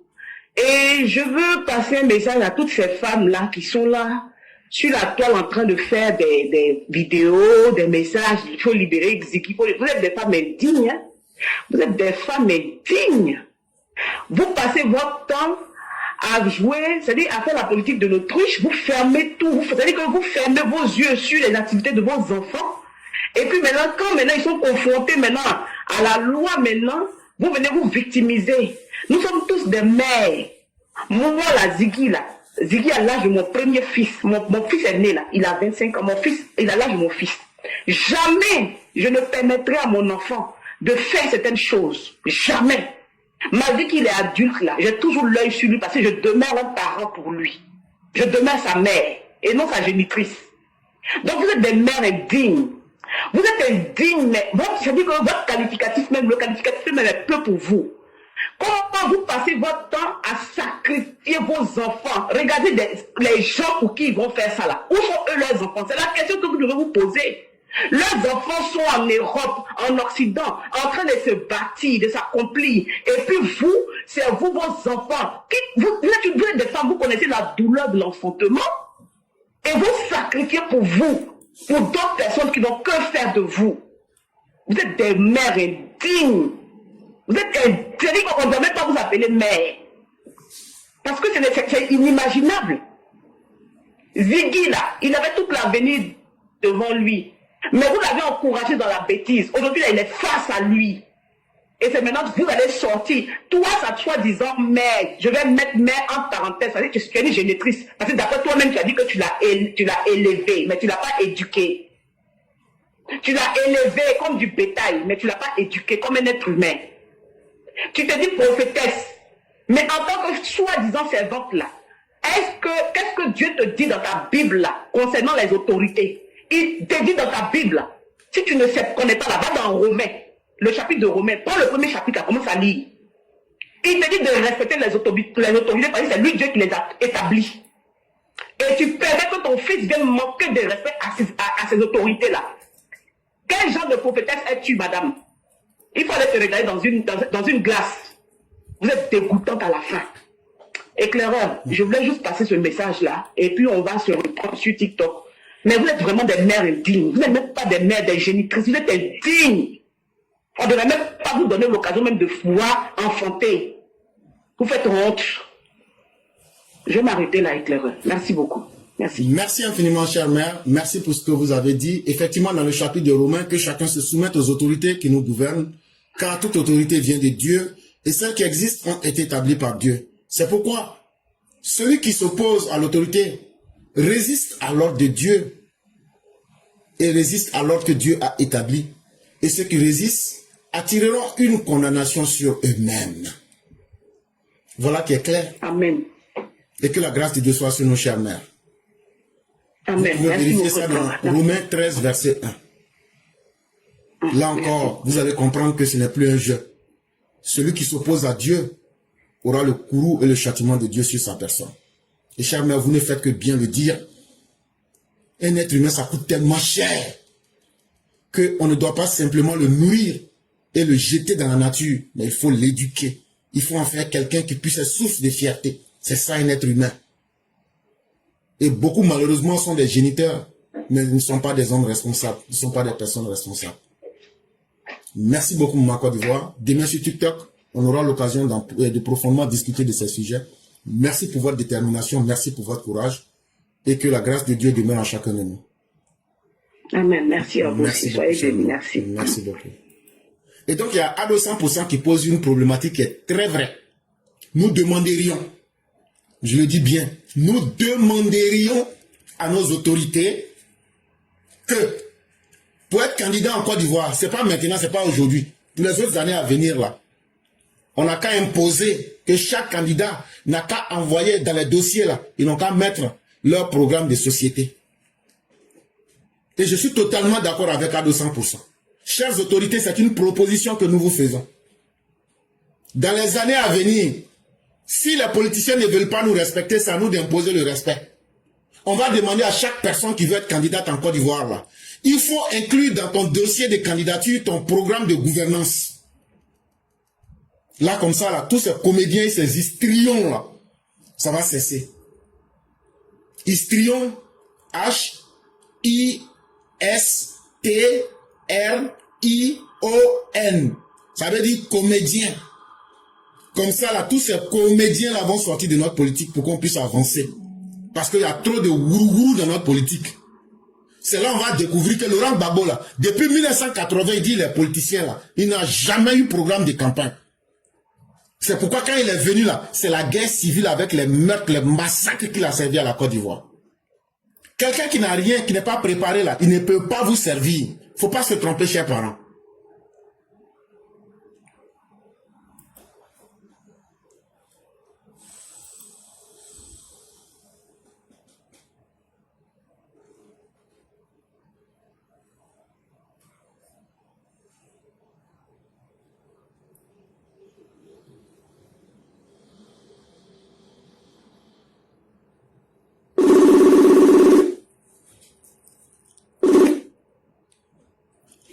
Allô? Oui, allô?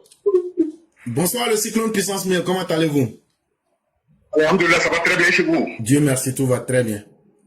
Ok, éclairez, comme on n'a pas le temps, je vous dis bonsoir, bonsoir à tous les Mao et ciao, bonsoir à toute la Côte d'Ivoire. Éclairez, nous sommes assis, on est en train de regarder, aujourd'hui on dit Dieu merci et Dieu merci, nous les Ivoiriens, on est bien protégés, nos pays est sécurisé, et l'avenir de nos enfants. Les dirigeants sont en train de discuter de ça. On dit merci à tous les dirigeants. Mais éclairez, ce que moi je ne comprends pas, et ce que je ne vais jamais chercher à comprendre, et je dis à tous les jeunes de ne pas chercher à comprendre, ça c'est le cas de Gbagbo, et c'est sûr. Gbagbo, c'est un nul dans politique. Gbagbo est le problème de la Côte d'Ivoire, et Gbagbo n'a jamais apporté quelque chose de bien à la Côte d'Ivoire. Tout le monde sait. C'est fait en nos temps. Et Gbagbo a pris le temps dans nos vies qu'on ne pourra jamais rattraper. Ça, c'est fini. Nous sommes déterminés. Nous sommes nous sommes déterminés à parler à nos frères, à nos enfants, la vérité. Rien que la vérité.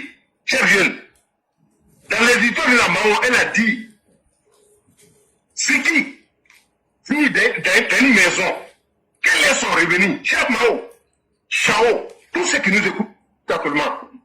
Je dis, la famille des équipes vit dans l'argent volé de Guillaume Soro. Et sa mère là, est repérée de Guillaume Soro. Elle sort, elle va écouter, elle rentre, venir donner des plans diaboliques. Et la famille des Ziki vit dans le mensonge. Tout le monde sait. Mais nous sommes témoins de tout ce qui s'est passé. Il y a beaucoup de familles comme ça en Côte d'Ivoire. Oui, il y a beaucoup de familles comme ça en Côte d'Ivoire. Quand on voit les pourriers qui ne font rien du tout, qui vivent dans les domaines, il fait des trucs que vraiment, ceux-mêmes qui travaillent n'arrivent pas à faire. On va se poser la question où l'argent quitte. L'argent ne tombe pas du ciel. Ceux-mêmes qui sont en train de faire effort ont des problèmes à survenir à leurs besoins. Après, il faut des fourriers qui doivent explorer sur le réseau, inciter l'État et narguer la population. Et nous sommes assis. C'est marrant. Ne cherchez pas loin. C'est l'argent volé des opposants. L'argent volé du Guillaume Soro. Et la maman de Siki là, tout le monde connaît, tout le monde sait. Elle voit, elle va faire quoi? Elle a quel chiffre d'affaires? Elle a quelle entreprise? Donc, à un moment donné, la Côte d'Ivoire, ça nous appartient, nous les jeunes. La libre expression, c'est pareil pour nous tous. Nous, on est d'accord. Chacun va dire ce qu'il veut. Mais nous, on a assez éclairé. Ce qui s'est passé là, ça ne va jamais se répéter. Parce que nos biens et la vie de nos frères étaient détruits. Mais nous, on ne parle pas parce que le président est sorti. Lui qui a été victime pour dire à tous les Ivoiriens de pardonner. Nous, on a respect pour le président de la République. Nous, on a respect pour l'institution de Côte d'Ivoire. C'est pourquoi nous sommes serrés et on assis. Mais cela ne veut pas dire qu'on ne voit pas clair. Cela ne veut pas dire qu'on n'a pas le mal dans nos cœurs. Mais, quand tu pardonnes à quelqu'un, il ne veut rien comprendre. Et le président a parlé, nous respectons la Côte d'Ivoire. Nous voulons le vivre ensemble. Nous sommes assis, on regarde. Chers parents, nous on est assis, on regarde. Ce qui s'est passé là, ça ne va jamais se faire. C'est eux, c'est nous les victimes. C'est eux qui nous ont causé de tort.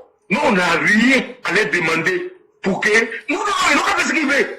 Mais une chose, c'est de parler. Mais une chose aussi, c'est d'appliquer. Mais nous, on est assis, on regarde. Comme je dis, nous, on ne va pas insister à la haine. Mais cette fois-ci, la vie de tout un chacun, ce n'est pas le gouvernement qui va venir sécuriser nos vies à un moment donné. Nous aussi, on doit aider le gouvernement à sécuriser nos vies, en se défendant aussi. Tous ceux qui vont essayer d'attaquer nos biens et à nos personnes, éclairez, on va faire ça propre, sans réfléchir. Et on va les dire, la Côte d'Ivoire là, c'est un bien commun. C'est pas venir d'un barrage de malade de papa et maman de quelqu'un. Donc éclairez, je m'arrête là, je vous dis merci. Puisqu'il n'y a pas de temps demain, on est sur TikTok. Je vous dis merci, je suis sur Meet. Vraiment, merci beaucoup le cyclone. Et ce que vous avez dit, nous-mêmes on a fui Côte d'Ivoire pour venir en Europe là. Est-ce qu'on a pu construire une maison? Tellement c'est pas facile. Parce que la vie n'est facile nulle part. Mais il y a des gens qui se lèvent, eux là, c'est vie facile. Et puis eux pensent que ceux qui travaillent là ne méritent pas ça aussi. Mais tout ça c'est terminé. Ceux qui pensent que la Côte d'Ivoire là, ça a été mis dans d'autres de leur maman. Et puis c'est eux qui doivent décider du destin, qui est bon, qui n'est pas bon. On vous attend cette fois-ci. C'est pas la mort. C'est pas ça qui nous effraie nous tous. Bon, nous on est prêts à accueillir ça. Nous on est prêts à mourir pour défendre nos biens. On est prêts à mourir pour défendre notre dignité. On est prêts à mourir pour que vous les criminels là, on puisse vous neutraliser. Et chers parents, si vous nous entendez, c'est comme ça que chacun doit penser. Quelqu'un t'attaque là. Tu agis et tu lui fais ça propre. Et puis on passe à autre chose. Parce que ceux-là, c'est des sauvages. Tant qu'on ne va pas leur montrer qu'on est plus sauvage que eux là, ils ne vont pas comprendre. Mais attendons, ils n'ont qu'à nous donner une petite occasion. Ils n'ont qu'à nous donner une petite occasion, ils vont voir de quoi on est prêt. Vous n'avez pas dit que c'est vous qui êtes fâchés. Nous, on vous attend au tournant. On vous attend au tournant. Nous, on ne va pas agresser quelqu'un. On ne va pas attaquer quelqu'un. Mais c'est que ce que vous aviez l'habitude de faire là, on ne va plus vous laisser faire ça pour faire du mal aux gens. Ça, c'est fini. Et le cyclone, je suis très d'accord avec toi-même. Et on n'a qu'à continuer à sensibiliser les parents. On n'a qu'à continuer, il n'y a pas de peur. On va avoir peur pour fuir pour aller où? On va avoir peur là-haut. Est-ce que tous les Ivoiriens peuvent quitter la Côte d'Ivoire? On va avoir peur là-haut. Est-ce que si nous tous on quitte pour aller dans les pays limitrophes, là, la Côte d'Ivoire va être pour qui? Ça va être pour les enfants des étrangers. Donc, vous allez fuir votre pays pour aller être étranger chez les autres. Il est mieux de rester et puis défendre notre pays. Personne ne fuit. Personne n'aura peur. tout le monde va se défendre. C'est de cela qu'il est question. Et donc, continuons à sensibiliser les parents, à encourager les parents, ils n'ont pas à avoir peur. Ceux qui ont peur, c'est ceux qui ont perdu le pouvoir. S'ils étaient intelligents, ils n'allaient pas perdre. Donc là, ça veut dire c'est nous qui avons la force. C'est nous qui avons la détermination. On a le droit de notre côté. On a la vérité de notre côté. De quoi est-ce que donc on a peur? Continuons à expliquer dans toutes les langues de la Côte d'Ivoire à nos parents ivoiriens que la politique là, c'est pas venir pour tuer les gens chaque 5 ans. Et que nous là, le message qu'on lance, ça peut être dur. Les gens peuvent ne pas aimer, mais c'est pour protéger la vie. C'est pour dire aux gens d'être conscients de sauver leur propre vie et de ne pas laisser des voyous venir s'amuser avec leur vie. Et tu as bien fait d'insister. Le petit Ziggy là, regardez son mode de vie. Il fait quoi? Si on pose cette question-là à ceux qui l'entretiennent là, ils enlèvent l'argent là où? C'est l'argent des impôts que vous, nous les pauvres, on paye là. C'est l'argent de nos impôts là. Ils prennent ça, qu'ils appellent ça rente viagère pour donner aux politiciens entre eux. On a dit, si on a parlé pendant des années, rente viagère là, il faut supprimer. Mais le gouvernement ne veut pas nous écouter. C'est ça qui encourage, ils prennent l'argent qu'ils gagnent facilement là pour payer des armes pour tuer les enfants. Notre propre argent d'impôt, c'est ça qu'ils prennent pour nous tuer. Et ils disent qu'on n'a qu'à s'asseoir. Nous, on ne va plus s'asseoir. Même si Alassane Ouattara nous dit de rester tranquille, on ne restera pas tranquille. Et le cyclone, merci d'être sorti, merci. On n'a qu'à continuer à appuyer là-bas encore. Demain encore, là, sur TikTok, on va aller encore pour approfondir. Vraiment, merci beaucoup. Excellente soirée à toi et que Dieu nous protège et qu'il nous donne tout ce qui est bon et tout ce qui a de positif. Amen. Merci à vous également. Merci pour l'écoute à tout le monde. Merci beaucoup, le citoyen. Chers Ivoiriens, ces gens-là nous ont trop insultés. Babo, Bédier, tout cela, depuis qu'ils sont en politique là, ils ont fait quoi et puis ça a arrangé tous les Ivoiriens? Rien. Ceux qui les supportent, ceux qui ne les supportent pas, ils n'ont jamais rien fait qui arrange quelqu'un dans le pays là. Mais c'est eux qui profitent de nous, de nos agents d'impôts. C'est eux qui bénéficient avec leurs enfants. Et aujourd'hui, ils disent, on va imposer, nous et nos enfants. Ils vont vivre facilement sur notre dos. Ils s'en vont prendre des fils de Burkinabés, des fils d'étrangers, des gens perdus, pour venir encore se moquer des Ivoiriens. Est-ce que toi, ça ne t'énerve pas? Est-ce que toi, ça ne te fait pas mal? Est-ce que toi, tu ne peux pas être un homme politique un jour? Est-ce que toi aussi, tu n'as pas un avenir à défendre? C'est tout ça qui nous énerve et on dit aujourd'hui là, trop c'est trop. Nous aussi, on va mettre fin à ça.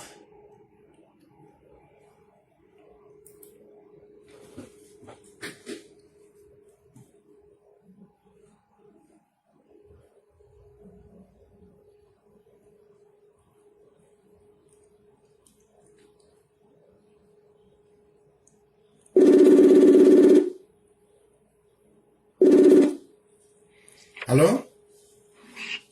Allô, bonsoir, monsieur Claire. Bonsoir, le grand maître Épédier Sage, comment allez-vous? Ouais, je vais très bien. Dieu merci. Je garde à vous. Non, au repos.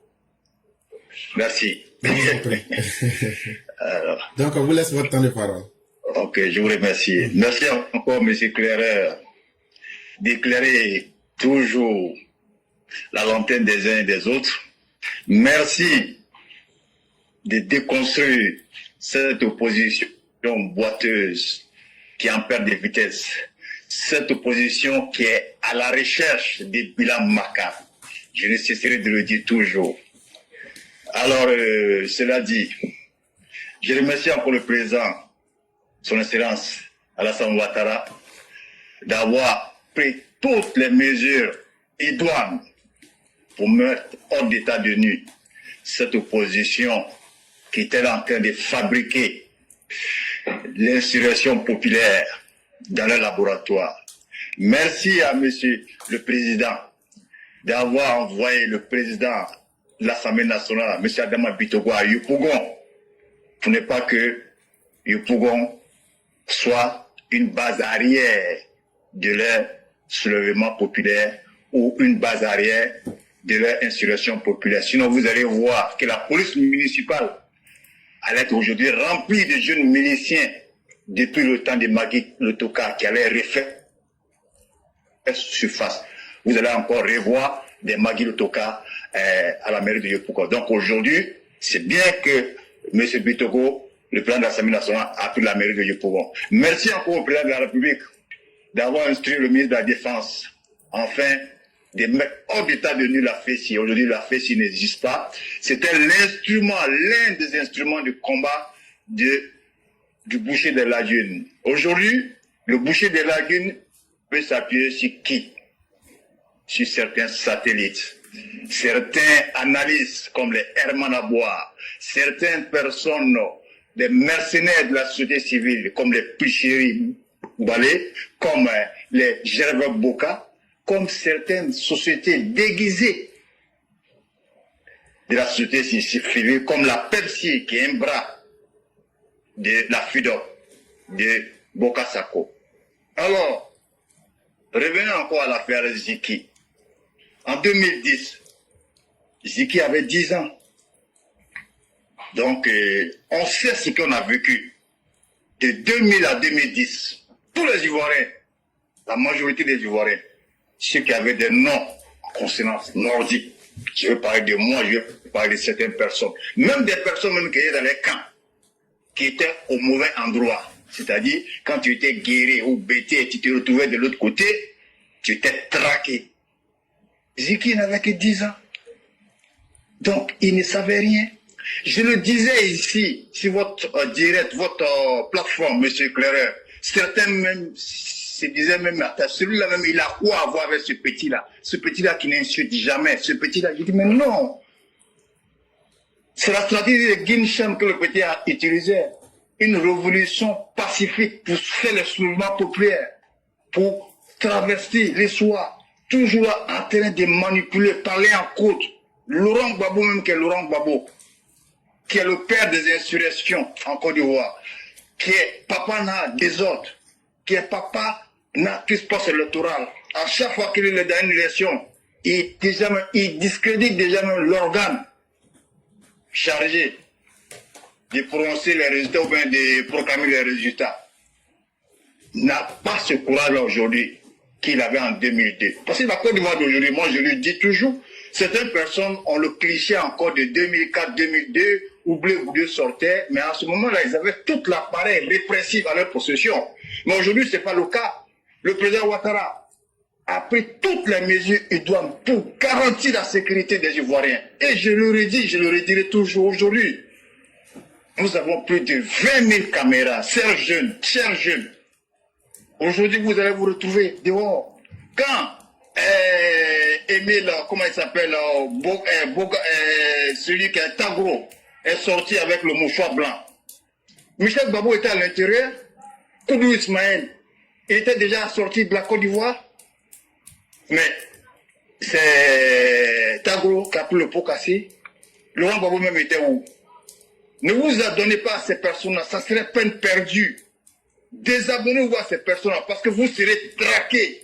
J'ai parlé avec un élu, il a dit souvent on est dans le mosquée, il a dit de nous calmer.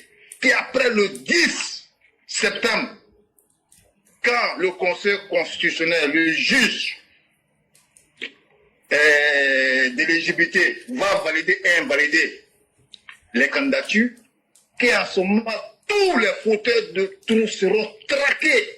Si les 322, 362, qu'ils restent tranquilles, restent sereins, que toutes les mesures ont été prises. Pendant que le président Ouattara parle toujours de la paix, pendant que le président Ouattara nous dit que ces élections seront sans truc, mais eux, ils sont devenus les prophètes du chaos à travers les analyses, les Herman Abois, les prêtres même, les pasteurs, Eli Pada, des menteurs, des bonbons pasteurs. Donc soyez rassurants encore, chers frères. Le président nous a donné la garantie. Il nous a rassurés.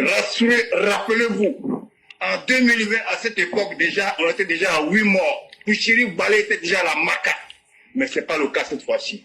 Le Conseil constitutionnel va valider et invalider des candidatures, des défiances farfelues. Tiens, et le boucher des lagunes. Ce mercredi, et la vie va continuer. Ça sera comme en 95, comme en 2000. Le ciel ne tombera pas sur la Côte d'Ivoire. Je ne vais pas être trop long, M. Claire. Vous avez tout expliqué en long et en large, comme d'habitude. J'étais juste venu ajouter mon grain de sel. Mais soyez rassurés. Après le 10, il n'aura rien. Et la sécurité sera garantie.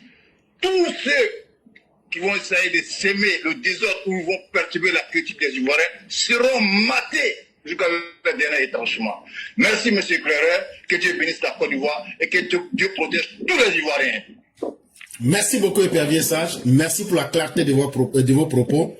Et merci surtout de l'efficacité. On dit, c'est quelqu'un qui ne connaît pas, tu appelles Hey. Alassane Ouattara, nous tous on le connaît. Ce que nous on a préparé pour vous attendre là, nous-mêmes on connaît. On n'a pas caché à quelqu'un. Je vois un opposant qui dit qu'on refuse d'assumer la rébellion. Je crois que tu te trompes. Faut bien écouter nos messages. On dit, non seulement on est fier de la rébellion, mais on trouve même qu'on vous a loupé. Si c'était à refaire là, on va refaire ça propre. Et puis cette fois-ci là, on va pas prendre un bouffon dans un trou pour dire ne me tuez pas et puis on va le laisser vivant. On va le calacher correctement et puis donner son corps au chien.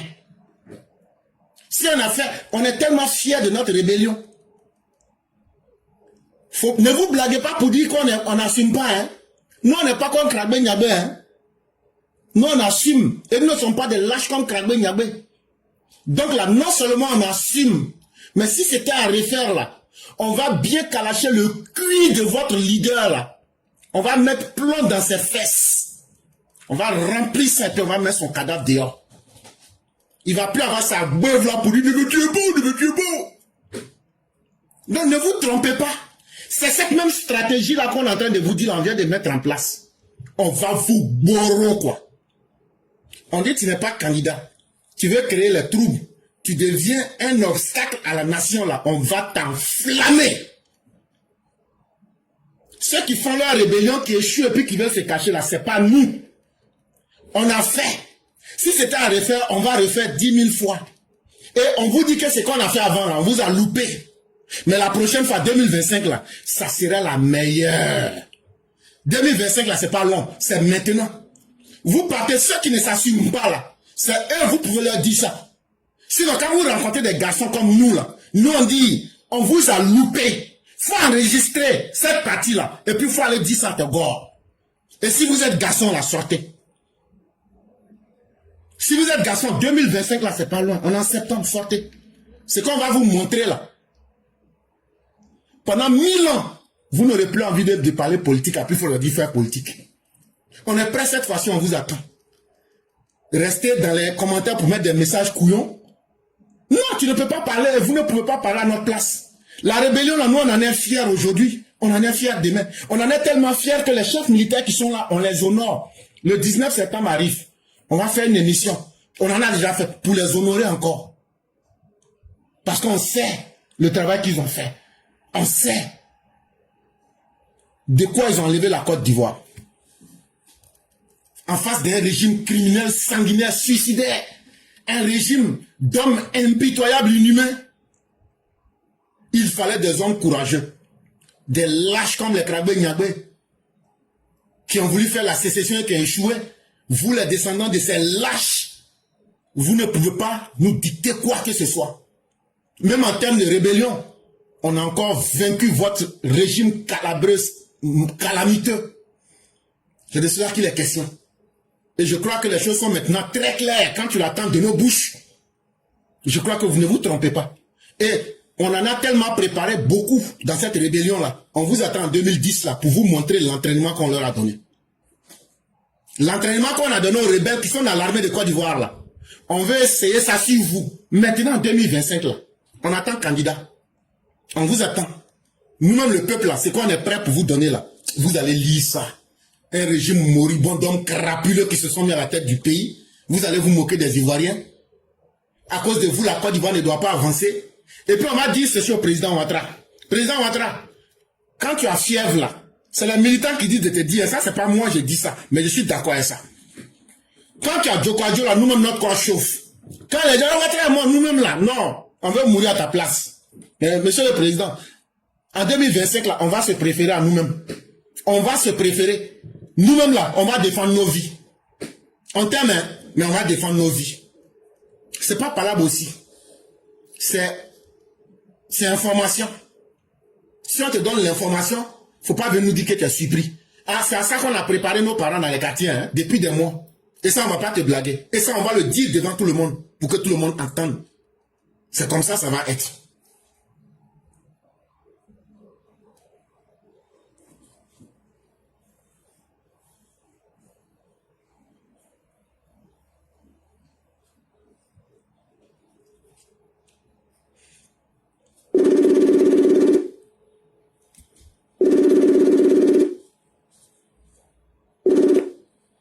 Allô?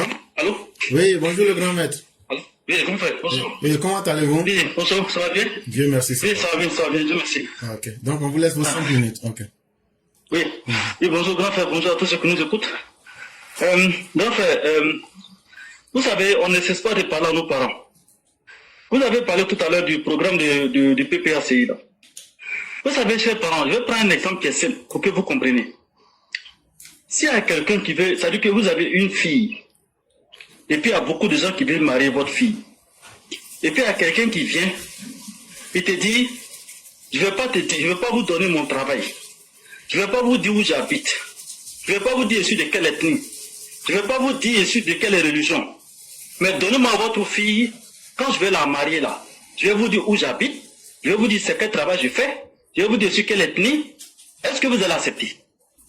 Vous n'êtes pas fou d'accepter de donner votre fille à ces gens de personnes-là. Mais qu'en est-il de notre Côte d'Ivoire?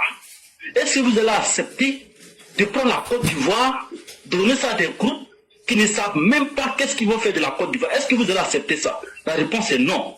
Donc ne soyons pas bêtes, soyons un peu plus intelligents et sachons à qui confier la Côte d'Ivoire qui nous est chère pour nos parents, pour nos papas, pour nos mamans, pour nos soeurs, pour tout le monde au pays.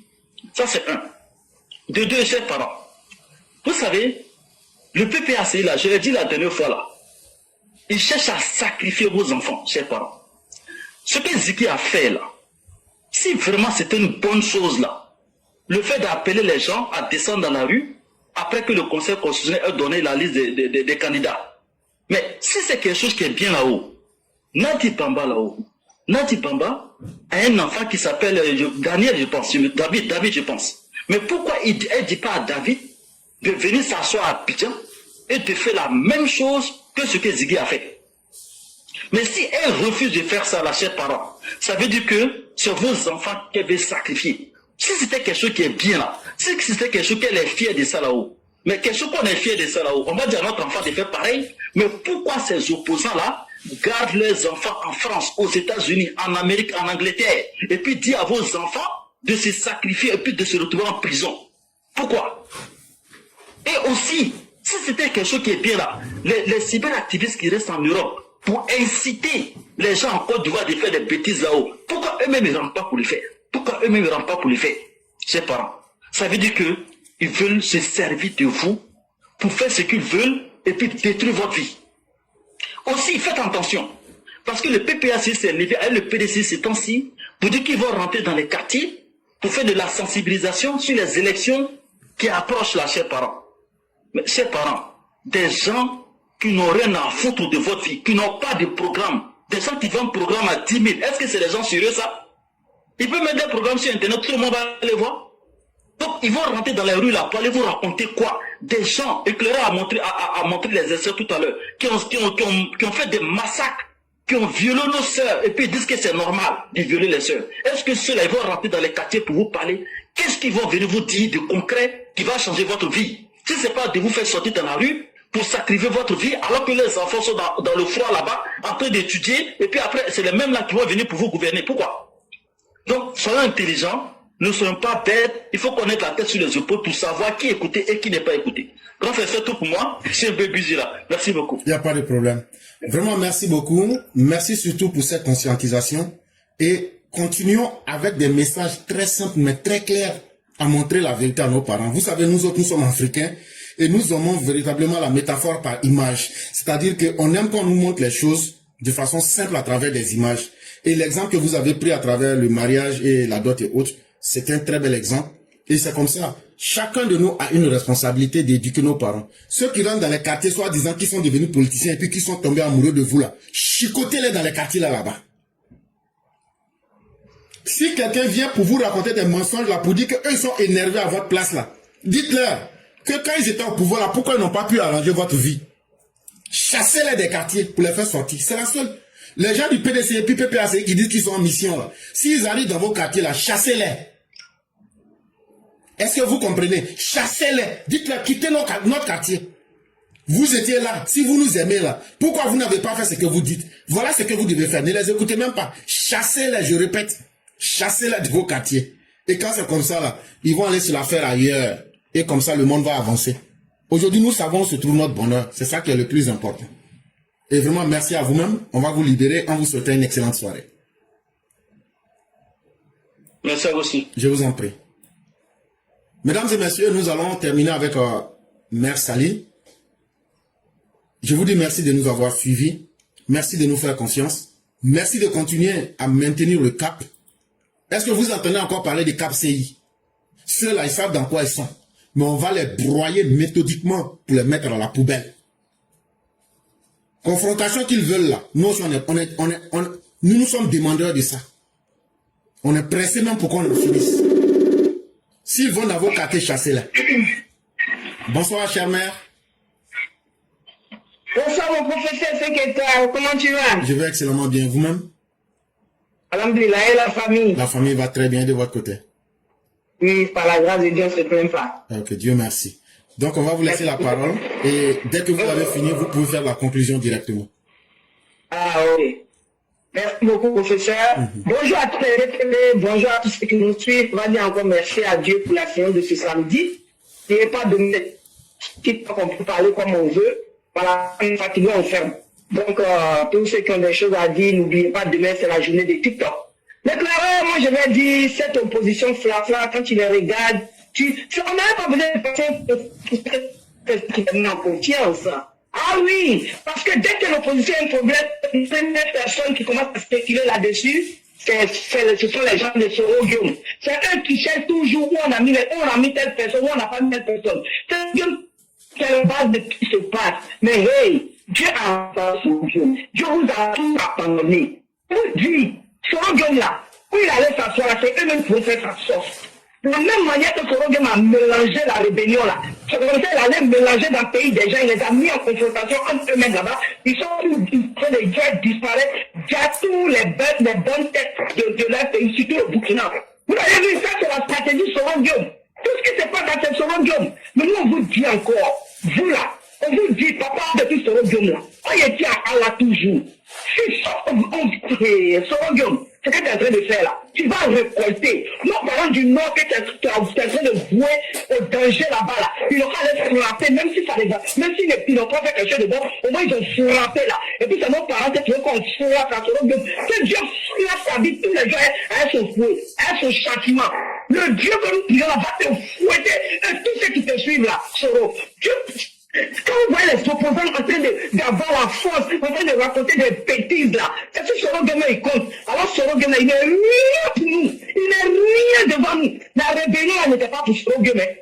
Soro Guillaume est venu s'accaparer du combat de IB. Comme le Torel a dit, le 19 septembre de 2027 là, on va tout mettre bête, tout le monde va comprendre quelque chose dedans. Et puis ça va aller. Soro Guillaume, tu ne pourras jamais contre Papa Ado. Sauf si le Dieu qui est là-haut, le Coran que nous lisons, sauf si c'est pas vrai. Sauf si ce n'est pas vrai, Soro Guillaume. Si ce n'est pas vrai là, tu pourras contre Papa Ado. Et tant que ça c'est vrai là, et nous on sait que Dieu il est vrai là, Soro Guillaume, tu pourras rien contre Papa Ado. Tu perds ton temps. Tu perds ton temps, on te dit ça. Ah oui, tu perds ton temps. Sinon, on sait de quoi on n'a pas été des combattants, des dignes guerriers. Sauf si l'empereur, ce pouvoir n'a pas été une réalité. Soro Guillaume, là tu pourras contre Papa Ado. Mais si ça a été une réalité, Soro Guillaume, c'est les Burkinabés qui font vos sauces là-bas, Inch'Allah, avec le Dieu compris. Merci le Coran, excellent samedi à tous, que Dieu nous protège, que Dieu protège la Côte d'Ivoire, que Dieu protège Papa Ado. Ceux qui sont autour de lui, qui veillent à la paix de la Côte d'Ivoire, nos forces de l'ordre, qu'Allah vous multiplie avec ses anges toujours, et que n'importe quel ennemi qui sera en face de vous, que vous l'anéantissiez propre même. Vraiment, merci le Coran, excellent samedi, Inch'Allah, demain c'est TikTok, on s'attrape sur TikTok. Merci. Merci beaucoup, chère mère. Excellent week-end à tous, et que la grâce de Dieu demeure à chacun. Merci beaucoup. Merci. À bientôt.